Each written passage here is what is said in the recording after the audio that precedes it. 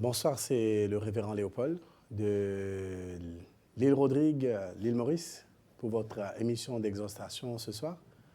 Donc, peuple de Dieu, je vous salue au nom puissant de Jésus-Christ et j'aimerais partager quelque chose au peuple saint, à tous ceux qui ont en commun le Seigneur Jésus, de toute église, de toute domination, de toute partie du monde. Amen. Donc, je me présente d'abord. Moi, je viens de l'île Rodrigue. L'île Rodrigue est un annexe de l'île Maurice. C'est une petite île qui est bien souvent absente du quart du monde. Et de cette île où j'étais, en 2014, Dieu m'a appelé. Il m'a dit, quitte ton pays, va à l'île Maurice et c'est là-bas que je vais m'en servir de toi. Je suis allé à l'île Maurice, j'ai travaillé comme évangéliste, puis pasteur, et aussi formateur pour plusieurs pasteurs. Donc actuellement, je suis le fondateur d'une église qui est présente aussi en France, et ministère des derniers temps. Église, ministère des derniers temps. Église, ministère des derniers temps. Donc, d'abord, je vais vous parler de la vision que Dieu m'a donnée cette semaine-ci pour son peuple. Je me suis vu dans l'obligation de partager cette vision, car cette vision ne me concernait pas seulement, mais ça concerne beaucoup de gens. Alors, la vision avait commencé du fait que je me trouvais devant une très grande porte qui était fermée. Alors, il y avait 4 ou 5 personnes qui étaient avec moi derrière la porte. Donc, moi, j'essayais d'ouvrir cette grande porte pour qu'on puisse y entrer. Mais finalement, la porte n'a pas été ouverte. Donc, je suis passé à côté. Il y avait une petite porte étroite à côté. C'est dans cette petite porte étroite que moi et mes quelques amis sont passés. Du fait, après avoir passé cette petite porte, le rêve a changé de dimension. Je me suis vu dans un bureau où j'occupais une place. Et il y avait des intendants qui étaient tout près de moi, des personnes qui étaient de moi, qui étaient là dans le but de m'aider dans le travail que j'étais en train d'officier. Alors j'ai entendu quelqu'un crier à la porte. C'était une personne que je connais, mais ce n'est pas un chrétien. C'était quelqu'un qui, depuis que je suis devenu chrétien, qui essayait aussi de me persécuter. Alors j'ai dit aux intendants de ne pas ouvrir la porte. La personne a crié plusieurs fois, et puis la personne est partie. Donc, après le départ de la personne, la porte était fermée. C'était une porte double. Les 2 portes se sont ouvertes. Et là, j'ai vu, il y avait un corridor devant le bureau où j'étais, et beaucoup de gens passaient dans ce corridor. Il y avait comme si un appel, il y avait comme si une puissance qui les appelait à aller dans une direction. Alors j'étais mécontent avec ceux qui étaient là. J'ai donné l'ordre de fermer la porte. Pourquoi la porte est ouverte? Pendant qu'ils essayaient de fermer la porte, des personnes sont rentrées dans le bureau. Et quand ces personnes sont rentrées dans le bureau, là, quand ils sont rentrés dans le bureau, je voyais que ces gens-là étaient comme si hypnotisés. Alors, j'ai quitté mon poste. J'ai dit à ceux qui étaient avec moi, on va aller voir qu'est-ce qui se passe. On est sortis dehors.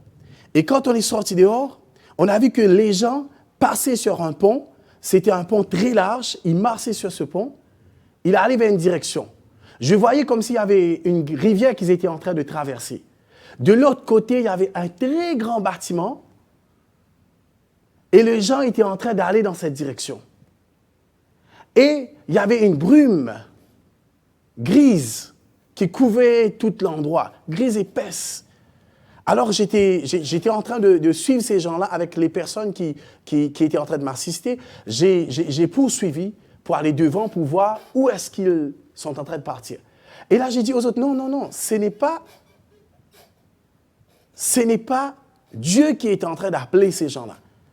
Il y a quelque chose, il y a une force qui est derrière, qui est en train d'attirer ces gens-là, mais ce n'est pas Dieu qui est derrière. Alors j'ai dit, on va remboucher chemin, on va retourner dans notre bureau. Et c'est là que j'ai vu j'ai vu quelque chose qui s'approchait de moi. Il y avait comme si une gloire. Et là, il y a une chanson qui m'est venue à l'esprit. Inonde-moi, Seigneur. Et l'esprit me dit, c'est la gloire de Christ qui est en train de passer. Et cette gloire passait au-dessus de nous. Alors j'ai sauté. Et là, mes mains ont touché cette gloire. C'est que les doigts qui sont en haut qui ont touché. Une fois touché, là aussi, mon rêve a changé de dimension. Et là, je me suis vu, je suis en train d'amener des gens qui étaient dans le ténèbre vers la lumière.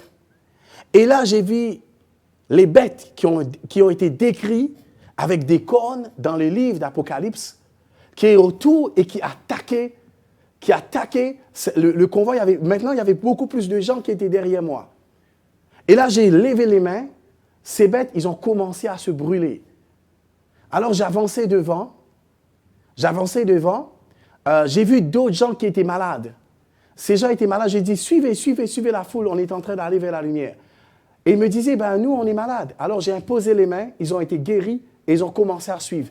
D'autres bêtes sont venues. Maintenant, ce sont des bêtes qui ressemblent à des léopards, à des animaux qui nous attaquaient. Mais Dieu me donnait le courage de taper sur ces bêtes et ils tombaient et on a pu bouger pour aller vers la lumière.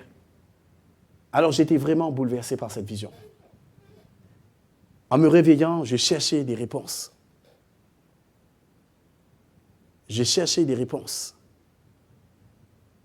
J'ai contacté quelques personnes qui ont une bonne connaissance de la parole de Dieu pour partager la vision. Et finalement, Dieu a mis dans mon cœur qu'est-ce qu'il voulait que je dise aux chrétiens. Ce que je veux vous dire, c'est que l'Église a commencé avec les apôtres. Et puis on va voir à travers l'histoire que l'Église s'est développée. Il y a eu plusieurs églises qui ont été formées. Il y a plusieurs doctrines qui sont venues. Par exemple, des doctrines qui disent que le Père, le Fils et le Saint-Esprit, doctrine trinitaire, dont l'Église catholique, à travers Constantinos, a pu sauvegarder cette doctrine. Mais il y a eu des branches qui sont épargnées. Par exemple, il y a une branche qui dit Jésus est le Père, le Fils, lui-même et le Saint-Esprit. Il y a d'autres branches qui disent que non, on n'a besoin que de Jéhovah. On n'a pas besoin du Fils. Donc, vous voyez, différentes églises ont joué différents rôles. Mais c'est que Dieu essayait de m'expliquer.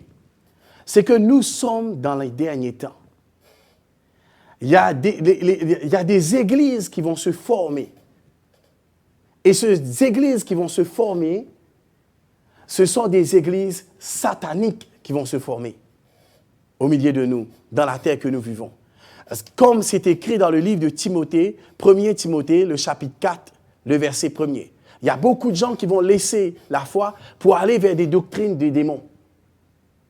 Ces doctrines vont venir vers nous. Et ces doctrines auront une puissance d'hypnotisation pour attirer beaucoup de gens vers la perdition. Et le message que je voudrais adresser aux chrétiens et surtout aux pasteurs, prenez bien soin de vos enseignements, de ce que vous enseignez à l'Église. Prenez soin de corriger l'Église. Prenez soin de bien nourrir le troupeau à votre disposition.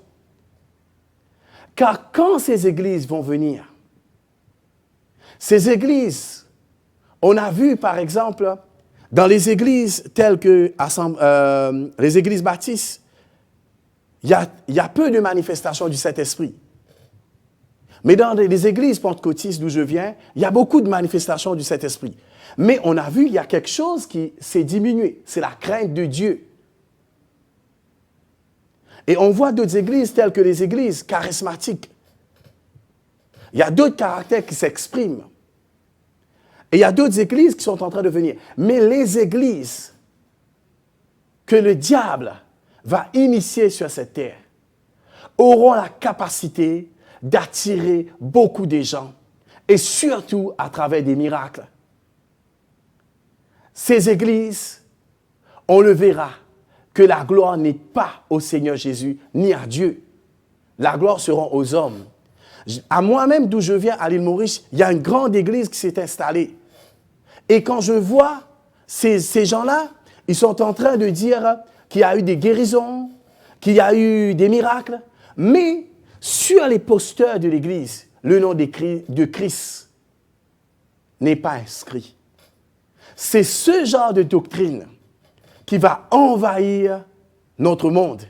Et beaucoup de chrétiens qui se sont un peu égarés de la foi, qui ne sont pas fidèles à leurs églises, ou des églises où les pasteurs n'utilisent pas la parole de Dieu pour corriger les brebis.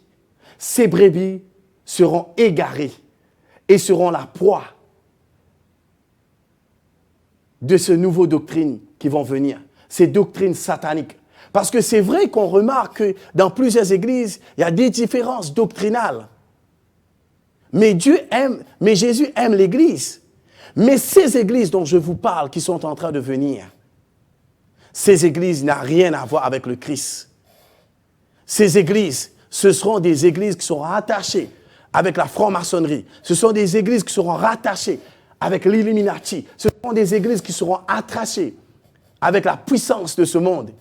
Et l'homme impie, quand il viendra, ces églises vont s'attacher avec l'homme impie. Celui qui va blasphémer le nom de Christ et le nom de Dieu devant tout le monde. Alors je mets mon exhortation à tous ceux qui m'écoutent ce soir de bien porter attention à la parole de Dieu. Car il est écrit dans le livre de Samuel, premier livre de Samuel, le chapitre 15, le verset 22. L'obéissance vaut mieux que les sacrifices, car la désobéissance est synonyme de divination. Et ceux qui persistent dans la désobéissance est synonyme de la sorcellerie. Alors je demande au peuple saint, à ceux qui ont été appelés dans le juste des saints, de marcher dans la sanctification et de marcher dans la parole de Dieu. Merci pour votre écoute. Amen.